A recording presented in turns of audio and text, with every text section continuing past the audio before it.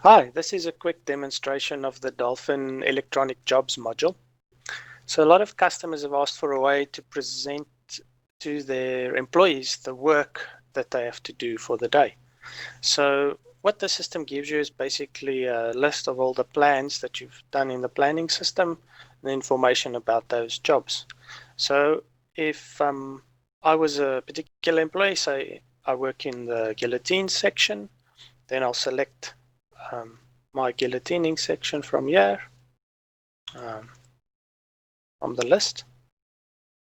So, okay, and now I only see jobs that are for the guillotining department.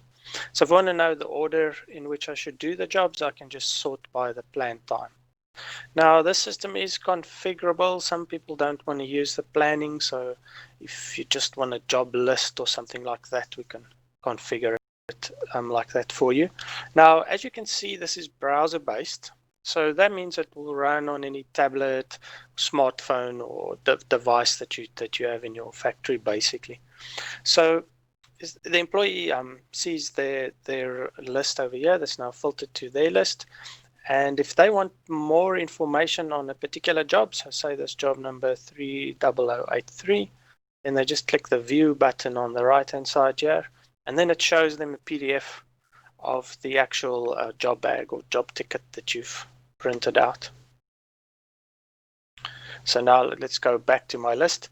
Now this will also adapt for the width of your screen. So I'm on a PC here, so the screen's a bit bigger. But let's say we were on a tablet, so we can make this smaller, maybe to tablet size.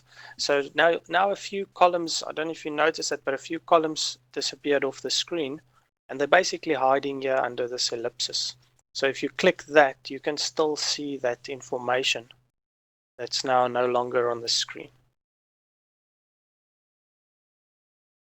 All right, so and then the same happens if it's a smartphone. Of course, screen will be even smaller, so you might end up with something like this. All right, so let's go back to the bigger screen view. There we go. Now you'll notice the buttons here on the right hand side, the view, which I just showed you earlier, that shows you the job details, and then they start, pause, and finish. So that's now for tracking, so that employees can track their time against jobs. So this basically can be used instead of or with the barcode tracking module. So, and then the information from here will also feed back into the planning system, so that the planner can see exactly when job is started and stopped, and how that's going to affect jobs that still haven't been done. So let's say I want to start this first job in my list. So I just click the start button.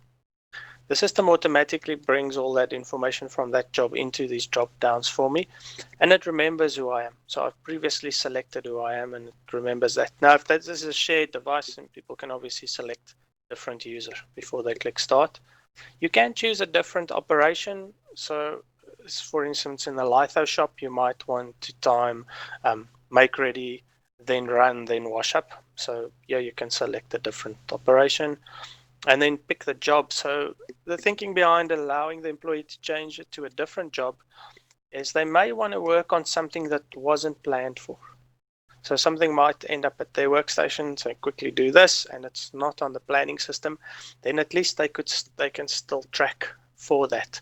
And then when they track for it, then it will show up on the planner's desk. So in the planning system, so they'll see how it affects the rest of the jobs. So if I click start, so now you'll see this job has jumped to the end. So the reason for that is because, as I mentioned, it updates the plan time to let the planner know what's going on. So that's why it's jumped to the end. But also its status is now on started. And you'll see the where field that shows that this job is presently at the guillotine. So if you look at this whole where column here, you'll see that shows basically where the job was last tracked. So if an employee is looking at their list of jobs, they get an idea of where it is currently and when it's going to come to their workstation. Now,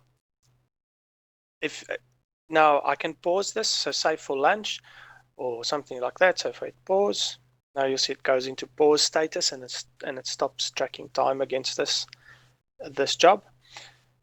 Now, one of the reasons for maybe wanting to pause it is so that I can switch to a different operation, like I mentioned earlier, like make ready, run, wash up. So I can start, pause, and then if I start again, it will give me a chance to choose a different operation that I can then start tracking time against on that same job. And then once I'm completely finished with this item and I want it off my list, then I just click the finish button. There, I think that's everything I wanted to show you today. Thanks for your attention.